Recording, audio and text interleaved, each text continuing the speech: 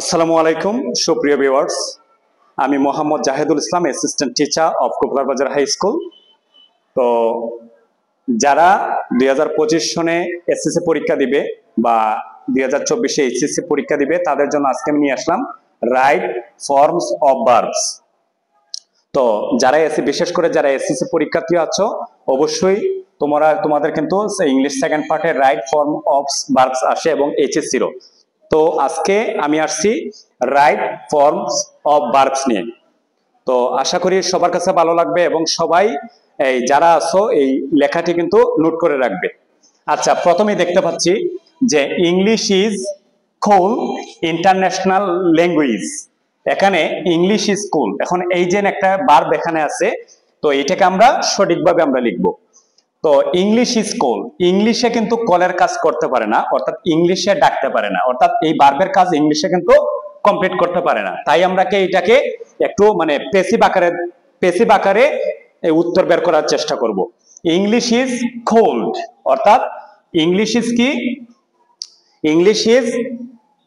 English is cold. এখানে যদি আমি ডিটা লাগাই তাহলে কি হবে এটার উত্তরটা, যে English is called international language. ইংলিশকে আন্তর্জাতিক ভাষা বলা হয়, ইংলিশকে আন্তর্জাতিক ভাষা বলা হয়। কে বলে? অবশ্যই আমরা বলি বা লোক সকলে বলে বা এই বিশ্বের সব মানুষে বলে। তাহলে এটা কিন্তু প্যাসিভ মুডে আছে। পরের বাক্যটা আমরা দেখতে পাচ্ছি air is pollute in many ways. আচ্ছা, বায়ু, এয়ার অর্থ বায়ু, বায়ুকে দূষিত করতে পারে না, বায়ুকে কিন্তু আমরা দূষিত করি বিভিন্ন কারণে। বায়ু কিন্তু এখানে এয়ার কিন্তু এই পলিউটের কাজ নিজে করতেছে না। তাহলে এটাকে আমরা কিভাবে চিন্তা করব, যে অর্থাৎ বায়ু কিন্তু পলিউট করতে পারে না, বায়ু দূষিত হচ্ছে বিভিন্ন কারণে। তাহলে যদি আমরা এটাকে ইয়ে করি,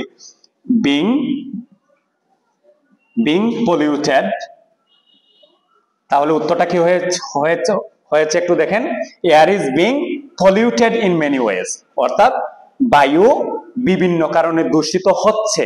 এটা কিন্তু প্যাসিভ মুডে আছে, এই প্যাসিভ মুডের কন্টিনিউয়াস টেন্সে আছে, ইজ বিং পলিউটেড।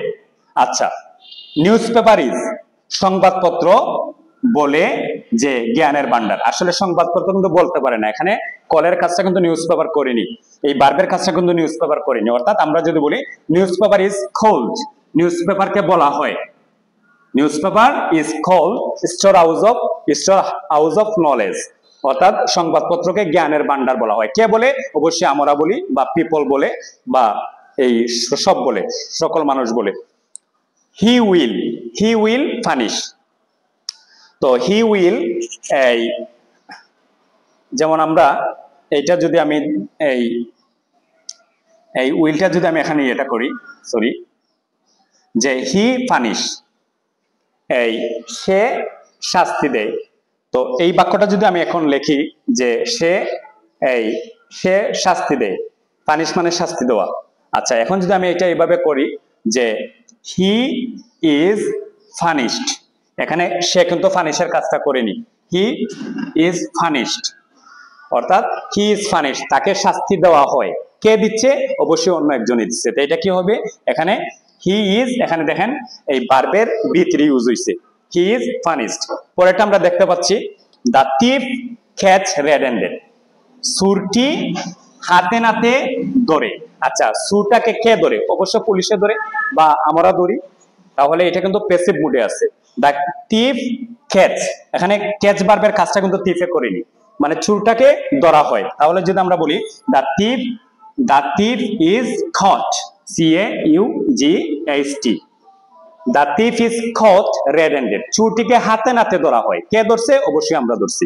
তাহলে রাইট ফর্ম অফ ভার্বস এর একটা ইম্পর্টেন্ট যে বিষয়টা হচ্ছে, আমরা অনেকেই বুঝি না, কিন্তু মানে বুঝি না যে এই right form of forms of verbs এর কোন সেন্টেন্সটা প্যাসিভ মুডে আছে। তো আমরা যদি এটাতে ভালো করতে চাই তাহলে আমাদেরকে অবশ্যই প্যাসিভ মুডের কিছু এই রাইট ফর্মস অফ ভার্বস নিয়ে আমাদের অনেক পড়তে হবে, গাঁথতে হবে। ধন্যবাদ সবাইকে। যাদের কাছে ভিডিওটি ভালো লেগেছে অবশ্যই আপনারা শেয়ার করবেন। ধন্যবাদ। আসসালামু আলাইকুম।